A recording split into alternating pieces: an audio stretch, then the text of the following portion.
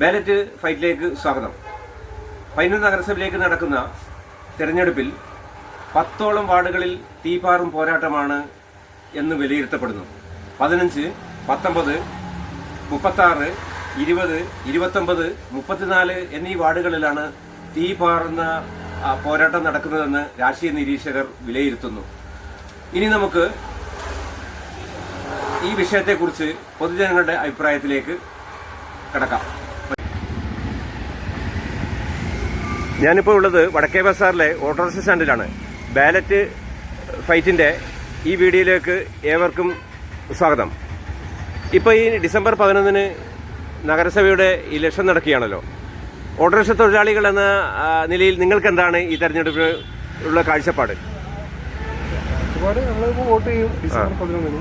പിന്നെ ബാക്കിയുള്ള ഓട്ടോറിക്ഷ തൊഴിലാളികളുടെ ക്ഷേമത്തിനെയും എല്ലാ കാര്യങ്ങളും ചെയ്യാൻ വേണ്ടി ചെയ്യുന്നവർക്ക് ഒരു വോട്ട്. നിങ്ങൾക്കിപ്പോൾ എന്തെങ്കിലും ബുദ്ധിമുട്ട് ഉണ്ടോ? പാർക്കിംഗ് കാര്യത്തിലോ വല്ല എന്താ ബുദ്ധിമുട്ട്?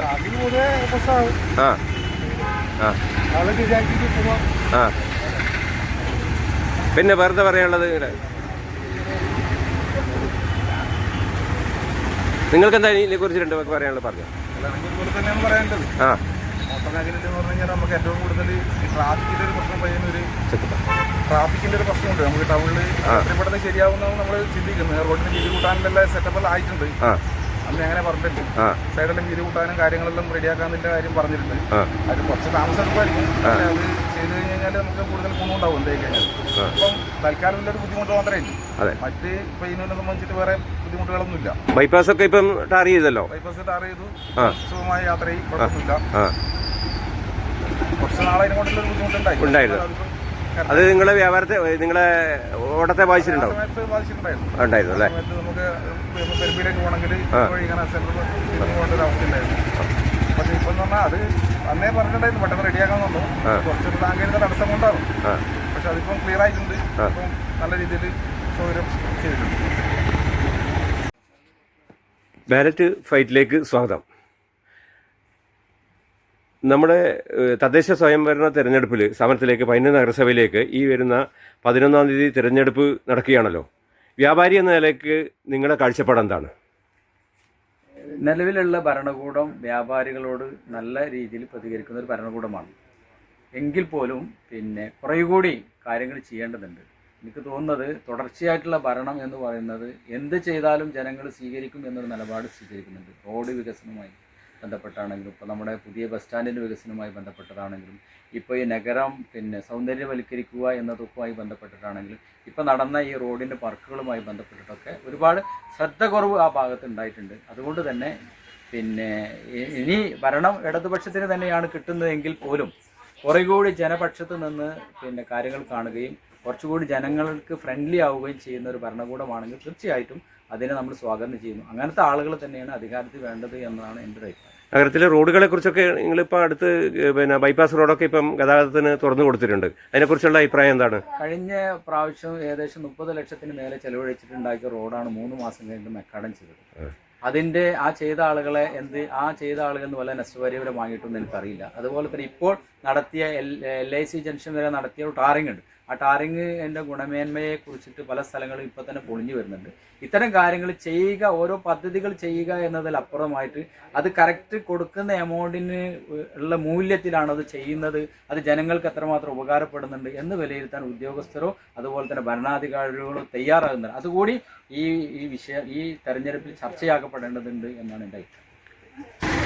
ബാലറ്റ് ഫൈറ്റ് ഇപ്പോൾ ഉള്ളത് പയ്യന്നൂർ അമ്പുവിൻ്റെ വീടിയിലാണ്. അവിടുത്തെ അതിൻ്റെ ഉടമയായ ശ്രീ ബൈജുവിനോട് നമ്മൾ ഈ നഗരസഭാ തിരഞ്ഞെടുപ്പിനെ കുറിച്ച് എന്താണ് നിങ്ങൾക്ക് പറയാനുള്ളത്?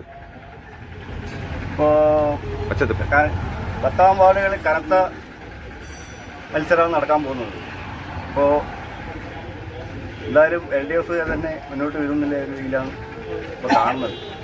ഇപ്പോൾ പറഞ്ഞാൽ നമ്മുടെ ഇവിടെ ഗതാഗതക്കുരുക്ക് അങ്ങനത്തെ പ്രശ്നങ്ങൾ ഞാനൊരു വ്യാപാരി എന്ന നിലയ്ക്ക് പറയുന്നതാണ്.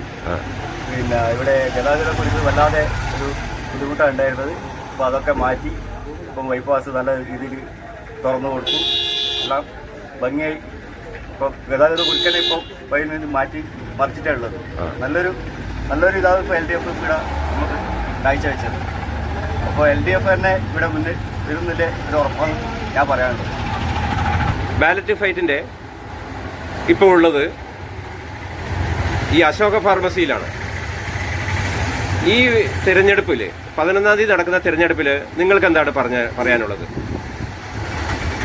പറയാനുള്ള വെച്ചാൽ പിന്നെ നമ്മുടെ ഈ പിന്നെ മുനിസിപ്പാലിറ്റിയിൽ കാലാകാലങ്ങളെ വെച്ചിട്ട് ഒറ്റ മുന്നണിയാണ്.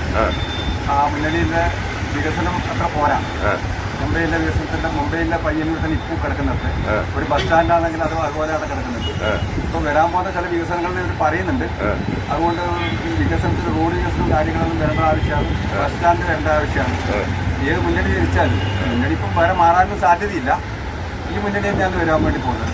അതുകൊണ്ട് കൂടുതലായിട്ട് വികസനങ്ങൾ കൊണ്ടുവരുന്നില്ല അഭിപ്രായക്കാരനാണ് നമ്മളിത്. KSEBിന്റെ കാര്യത്തിൽ, ട്രാഫിക്കിന്റെ കാര്യത്തിൽ, സ്ട്രീറ്റിന്റെ കാര്യത്തിൽ, വീണ്ടും റോഡിന്റെ കാര്യത്തിൽ, അതുപോലെ റോഡ് വികസിക്കാൻ വേണ്ടി പോകുന്നുണ്ട്. ആ കാര്യത്തിലൊക്കെ ഇങ്ങനെ പെട്ടെന്നുള്ള തീരുമാനം എത്തിച്ചേർന്നതിൽ എൻ്റെ അഭിപ്രായം. ഇപ്പം റോഡ് ടാർ ചെയ്തിട്ട് ഗതാഗത യോഗ്യമാക്കിയിട്ടുണ്ടല്ലോ. ബൈപ്പാസ് ഗതാഗതം നല്ല ബൈപ്പാസായി മാറിയിട്ടുണ്ട്. തലപ്പുള്ള കാര്യം നല്ല ബൈപ്പാസ് ആയിട്ടുണ്ട്. അത് ഇനി ബാക്കിയുള്ള റോഡുകളെല്ലാം വികസനം, അതുപോലെ റോഡ് വീതി കൂടാനുണ്ട്. ബൈപ്പാസ് പോക്കറ്റ് റോഡിലും വീതി കൂടാനുണ്ട്. അതുപോലെ മെയിൻ റോഡ് വീതി കൂടാനുണ്ട്. ഇതെല്ലാം ആയി വന്നു കഴിഞ്ഞാൽ നമുക്ക് നല്ലൊരു ടൗണായി മാറും. യാതൊരു സംശയം. ഓക്കെ.